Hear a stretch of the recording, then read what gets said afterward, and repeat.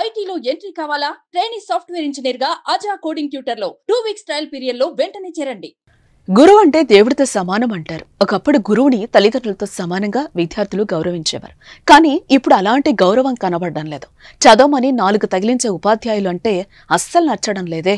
వారిని శత్రువుని చూసినట్టు చూస్తున్నారు. తాజాగా కొందరు విద్యార్థులు కలిసి టీచర్ కుర్చీ కింద బాంబు పెట్టేశారు. అది హర్యానాలోని భివానీ జిల్లాకు చెందిన ఓ జూనియర్ కాలేజ్. అందులో పనిచేసే మహిళ సైన్స్ లెక్చరర్. అంటే సెకండ్ ఇయర్ ఇంటర్ చదువుతున్న విద్యార్థులకు నచ్చదు. కారణం ఆమె మందలిస్తుందని. అందుకే ఆమెపై పగబట్టారు.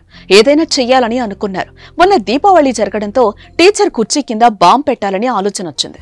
దీనికోసం పెద్ద ప్లానే వేశారు. అందుకోసం యూట్యూబ్ చూసి రిమోట్ కంట్రోల్ బాంబును తయారు చేసి కళాశాలకు తీసుకొచ్చారు. ఆ మేడం కుర్చీలో కూర్చోగానే ఓ విద్యార్థి బాంబును కుర్చీ కింద పెట్టాడు.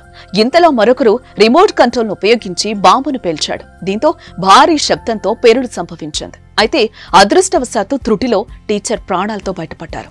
విద్యార్థులు చేసిన పనిపై కాలేజ్ యాజమాన్యం హర్యానా విద్యాశాఖ ఆగ్రహం వ్యక్తం చేసింది. బాంబు పేల్చడంలో పాల్పంచుకున్న 13 మంది విద్యార్థులను వారం రోజుల పాటు సస్పెండ్ చేసింది. ఘటనపై గ్రామంలో కూడా పంచాయతీ పెట్టి వారిని మందలించారు. ప్రస్తుతానికి విద్యార్థులను వారం పాటు సస్పెండ్ చేసిన అధికారులు వారిపై తదుపరి చర్యలు తీసుకోవాలా వద్దా అనే అంశంపై చర్చలు జరుగుతున్నాయి. మరోవైపు తమ పిల్లలు చేసిన పనికి తల్లిదండ్రులు తలదించుకోవాల్సిన పరిస్థితి వచ్చింది. జరిగిన పనికి క్షమాపణ చెప్పి తమ పిల్లల భవిష్యత్తులో ఇలాంటి పనులు చెయ్యరని పూచికత్తు రాశారు. అయితే టీచర్ మాత్రం మంచి మనసుతో పిల్లల భవిష్యత్తును దృష్టిలో పెట్టుకుని వారిని క్షమించి వదిలేశారు. ఏదేమైనా టీచర్ కుర్చీ కింద బాంబు పెట్టడం ఎంత దుర్మార్గం.